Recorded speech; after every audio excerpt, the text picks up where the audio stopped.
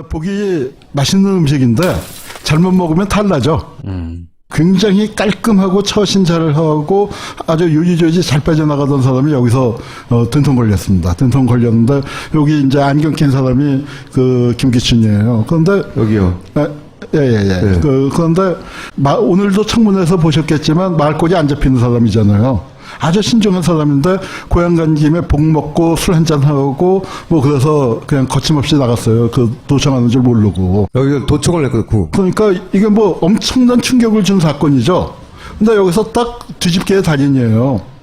저건 아까 그 사건은 이제 국가폭력입니다. 그 대학생을 경찰이 진압범으로 쳐 죽여서 거기에 분노한 학생들이 분신하고 자살하고 뭐 그게 연쇄적으로 일어나면서 전국이 그 혼란에 빠지고 이제 노태우 정권이 전망의 기로에 섰는데 그거를 그러니까 국가폭력을 자살 방조죄로 이제 확 프레임을 바꿔버렸죠. 여기서는 이 전대미문의 부정선거 개입과 지역 감정 그 부추기는 건데 이건 뭘로 바꿨느냐? 도청 사건으로 바꿨어요. 근데 이런 그 프레임의 뒤집기가 이게 한 번이 아닙니다. 여러분 그 셀프 감금 아시죠? 그거는 국정원의 댓글 사건이 현장에서 적발된 건데 간여진 여직원을 무지막지한 그 민주당 의원들이 감금했다.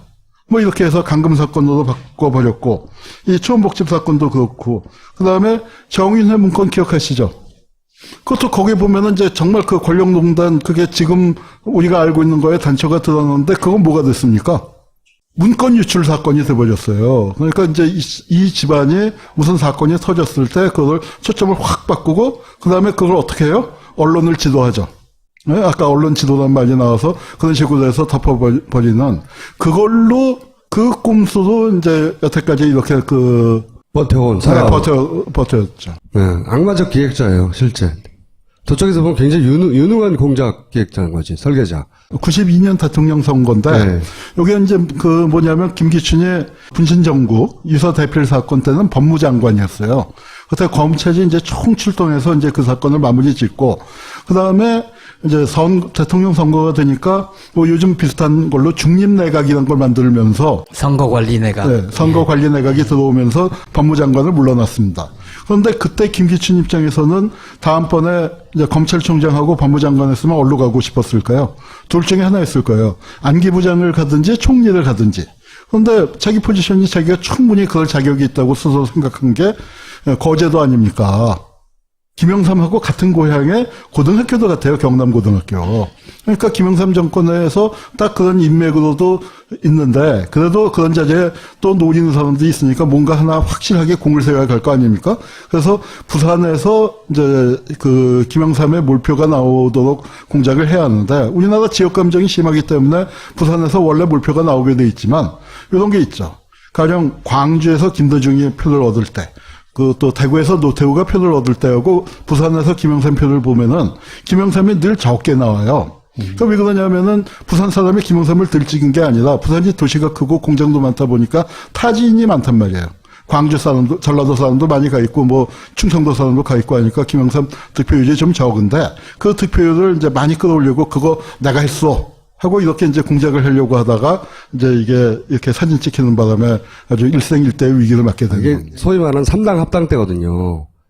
3당 합당. 그래서 TK가 PK를 이제 포섭하는 그때였는데 사투리, 경상도 사투리 같이 쓰는 우리가 뭐 남이가 이러면서 당시만 하더라도 부산이 이제 그 김영삼한테 몰표가 나오거나 그러지 않은 야도에 가까운 성격의 도시였는데 이때부터 몰표가 나오는데 그때 그런 공작을 기획하는 회의에 참석했다가 딱 잡힌 거예요.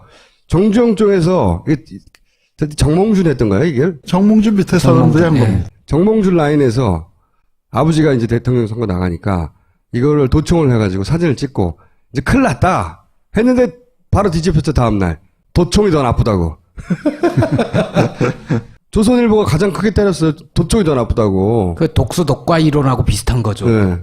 예전에 삼성 나왔을 때도 부정한 방식으로 증거가 될 수 없다 뭐 이런 식의. 그래서 노회찬이 큰 고생한 것처럼. 자, 이 사건이 딱 벌어졌어요. 그래서 딱 잡혔어. 소리도 다 녹음되고 사진도 다 찍히고 딱 잡혔어요. 지금도 남아있는 초원복국지. 네, 아주 인서 깊은 곳입니다. 한번 가보세요. 즉석이 빠졌네, 즉석. 이래가지고 처음에는 막 충격적이었거든요. 들킨 거예요. 그렇게 하겠거니 했던 게 너무나 생생하게 들킨 거지. 한겨레 신문 같네요. 예, 한겨레 신문 맞습니다. 왜냐하면 충격 이런 단어를 그때는 안 썼어요. 다른 매체들은. 조선일보는 바로 뒤집었고. 이렇게 해서 이제 큰 재가를 드디어 치르는구나 싶었는데 또 빠져나갔죠. 빠져나갔죠. 그게 아주 이제 기가 막힌 건데요. 네. 이 지역 감정이 일어나야 돼! 이렇게 말을 했었거든. 일어나야 해! 라고. 이 양반이 이제 실제 기소가 되긴 됐죠. 기소가 됐는데, 네. 불구속 기소가 됐는데, 이제 이거를, 그러니까 검찰이 법을 갖고 장난을 치는데요. 그러니까 뭐냐면은 우리가 이제 이번에도 그러니까 그 사건이 터졌을 때 무슨 죄를 적용하느냐를 잘 봐야 됩니다. 뭐 이번에 직권남용죄 적용했는데 저거 헌재 가서 들 수 있을지 없을지 모르겠다. 특검에서는 뇌물죄를 적용하겠다. 이제 이렇게 나오고 있는 것처럼 여기서는 이제 이 사건을 김기춘이 이제 된통 걸렸기 때문에 어떻게 하기는 하는데 뭐냐면은 봐주기도 마음먹고 수사를 한 겁니다. 뭐 다른 얘기지만 우리 돌아가신 신영복 선생님이 그런 말씀을 하신 적이 있어요. 자기가 이제 이 사형을 구형받았단 말이에요. 그런데 군 법무관이 툭 치면서 너무 걱정하지 말라고 그러더래요. 사형을 구형해 놓고서. 그래서 이게 무슨 얘기야 했더니 법을 엉터리도 일부러 적용을 해갖고 대법원 가서 무죄가 나도록 파기환송나도록 일부러 적용을 했는데 그러면서 너무 걱정하지 말라 했는데 여기서도 보면은 빠져나갈 군역을 다 준 겁니다. 우선 딴 사람들은 다 빠져나가게 해줬어요. 딴 사람들은 왜냐하면은 저거를 기관장 모임인데 관계기관 대책회의에서 야 검찰청에 모여라 뭐 도청에 모여라 시청에 모여라 그렇게 한 건 아니잖아요. 복집에서 모였잖아요. 복집에서. 그러니까 저거 어디까지나 사적인 모임이다. 사적인 모임이다로 만들어 놓고 저 모임에 참가한 다른 기관장들은 김기춘이가 불러서 가서 김기춘이 하는 얘기 그냥 들은 거니까 저거는 죄가 안 된다 해서 다른 사람 다 빼놓고 김기춘만 또 그다음에 여러 제목을 걸 수 있는데 그중에서 하나로 선거법에서 뭘 걸었냐면은 지금은 이제 선거운동을 누구나 할 수 있는데 그때는 선거운동원으로 등록을 해야만 선거를 할 수가 있었어요. 선거운동을 할 수가 있었는데 김기춘은 장관 지낸 사람이니까 선거운동원으로 등록을 안 했단 말이에요. 그런데 김영삼을 지지하는 운동을 하려고 했으니까 그게 위법이다. 우리가 생각할 땐 김기춘이 지역 감정을 조장하고 다른 걸로 거는 게 마땅할 텐데 그걸로 걸었어요. 그래서 그걸로 불구속 기소를 했더니 김기춘이 뭘 했냐면 이제 정말로 법을 아는 사람들이 법을 갖고 장난치는 게 이렇다는 겁니다. 그걸로 헌법소원을 냈어요. 자기가 검찰총장하고 자기가 법무장관 할 때는 그 법으로 숱하게 사람들 집어넣었으면서 자기가 걸리니까 이 법 잘못됐어 하고 헌법소원을 냈고 헌법소원을 내서 헌법재판소에서 잘못됐네. 국민들의 정치적 자유를 과도하게 침해하는 거네. 그래갖고 그거를 위헌 판결을 내니까 이건 뭐 자연히 공소기각인가 각한가 뭐 하여튼 그렇게 돼서 김기춘이가 그걸로 빠져나갔는데 그렇게 이제 정말 잘 짜여진 각본들 겉에서 볼 때는 기소됐으니까 그래도 김기춘이 하나는 기소하나 보다라고 했는데 그렇게 된 거예요. 자, 그 사건을 누가 처리했을까요?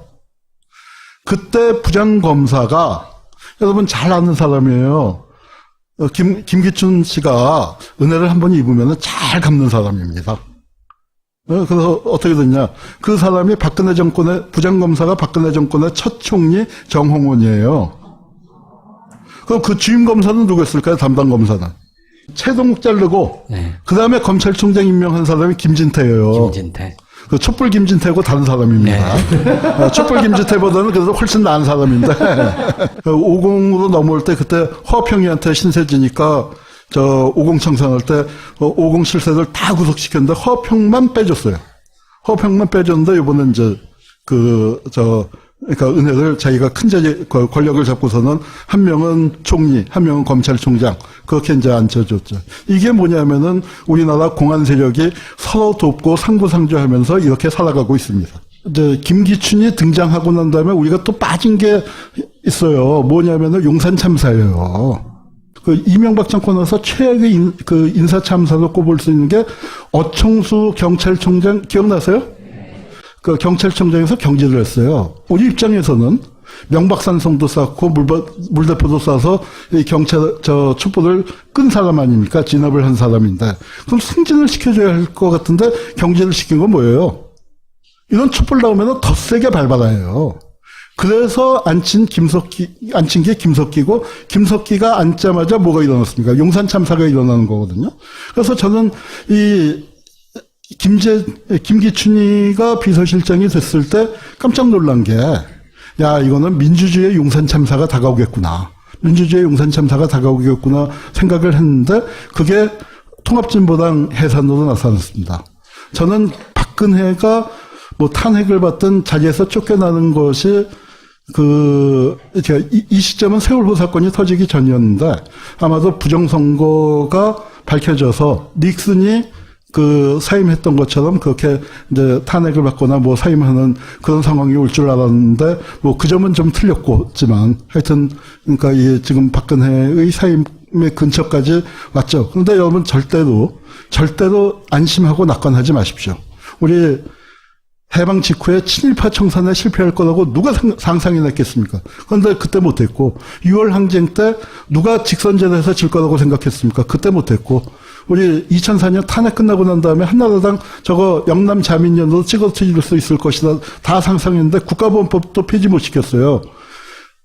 저 외환위기 때 재벌 해체도 못 시켰어요. 그랬더니 18년 지났더니 재벌들이 노동개혁하자고 여러분을 개혁하자고 달려들고요. 2004년도에 그 좋은 환경, 우리 대중들은 대통령 살려냈고 새 국회까지 만들어줬어요. 민주노동당 열석 의회에 진출시켜줬어요. 그런데 국가보안법을 폐지를 못 시켰습니다. 그러고 딱 10년 지난 다음에 김기춘이가 그 국가보안법을 휘둘러서 통합진보당을 해산시킨 거예요. 역사적인 찬스를 놓치면은 우리가 반드시 역사적인 보복을 당하게 되어 있습니다. 이번에 우리가 정말로 두 눈 부릅뜨고 끝까지 저는 박근혜 날아갈 거고요. 김기춘도 날아가고 우병우도 날아갈 거예요. 그러나 그 몇 명이 날아가는 게 아니라 그런 그 세력들을 정말로 해체하는 작업들, 그 작업에 우리가 정말로 철저하게 가야 한다고 생각을 합니다. 거기 보면은 이제 정말 그 권력농단, 그게 지금 우리가 알고 있는 거에 단초가 드러났는데 그건 뭐가 됐습니까? 문건 유출 사건이 돼버렸어요. 그러니까 이제 이 집안이 무슨 사건이 터졌을 때 그걸 초점을 확 바꾸고 그 다음에 그걸 어떻게 해요? 언론을 지도하죠. 네? 아까 언론 지도란 말이 나와서 그런 식으로 해서 덮어버리는 그걸로 그 꼼수로 이제 여태까지 이렇게 버텨온 사람. 버텼죠. 네, 악마적 기획자예요, 실제. 저쪽에서 보면 굉장히 유능한 공작 기획자인 거지, 설계자. 92년 대통령 선거인데, 네. 요게 이제 뭐냐면, 김기춘이 분신정구 유서 대필 사건 때는 법무장관이었어요. 그때 검찰이 이제 총출동해서 이제 그 사건을 마무리 짓고, 그 다음에 이제 대통령 선거가 되니까, 그거 자살하고, 그게 연쇄적으로 일어나면서 전국이 그 혼란에 빠지고, 이제 노태우 정권이 전망의 기로에 섰는데, 그러니까 국가폭력을 자살방조죄로 이제 확 프레임을 바꿔버렸죠. 여기서는 이 전대미문의 부정선거 개입과 지역감정 부추기는 건데 이건 뭘로 바꿨느냐? 도청 사건으로 바꿨어요. 근데 이런 프레임의 뒤집기가 이게 한 번이 아닙니다. 여러분 셀프 감금 아시죠? 그거는 국정원의 댓글 사건이 현장에서 적발된 건데 가녀진 여직원을 무지막지한 민주당 의원들이 감금했다. 이렇게 해서 감금 사건으로 바꿔버렸고, 이 초원복집 사건도 그렇고, 그 다음에 정윤회 문건 기억하시죠? 그것도 요즘 비슷한 걸로 중립내각이라는 걸 만들면서 선거관리내각. 네, 선거관리내각이 들어오면서 법무장관을 물러났습니다. 그런데 그때 김기춘 입장에서는 다음번에 이제 검찰총장하고 법무장관 했으면 어디로 가고 싶었을까요? 둘 중에 하나였을 거예요. 안기부장을 가든지 총리를 가든지. 그런데 자기 포지션이 자기가 충분히 그럴 자격이 있다고 스스로 생각한 게 거제도 아닙니까? 김영삼하고 같은 고향의 고등학교도 같아요. 경남고등학교. 그러니까 김영삼 정권에서 딱 그런 인맥으로도 있는데 그래도 그런 자리에 또 노리는 사람들이 있으니까 뭔가 하나 확실하게 공을 세워야 할 거 아닙니까?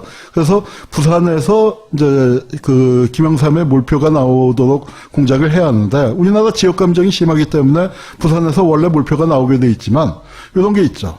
가령 광주에서 김대중이 표를 얻을 때 그 또 대구에서 노태우가 표를 얻을 때하고 부산에서 김영삼 표를 보면은 김영삼이 늘 적게 나와요. 그럼 왜 그러냐면은 부산 사람이 김영삼을 들 찍은 게 아니라 부산이 도시가 크고 공장도 많다 보니까 타지인이 많단 말이에요. 광주 사람도, 전라도 사람도 많이 가 있고, 뭐, 충청도 사람도 가 있고 하니까 김영삼 득표율이 좀 적은데, 그 득표율을 이제 많이 끌어올리고, 그거 내가 했어. 하고 이렇게 이제 공작을 하려고 하다가, 이제 이게 이렇게 사진 찍히는 바람에 아주 일생일대의 위기를 맞게 된 이게 겁니다. 소위 말하는 3당 합당 때거든요.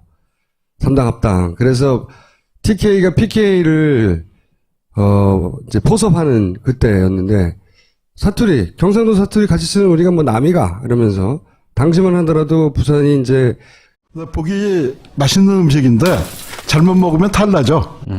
굉장히 깔끔하고 처신 잘 하고 아주 요지조지 잘 빠져나가던 사람이 여기서 된통 걸렸습니다. 된통 걸렸는데 여기 이제 안경 낀 사람이 그 김기춘이에요. 그런데 여기요.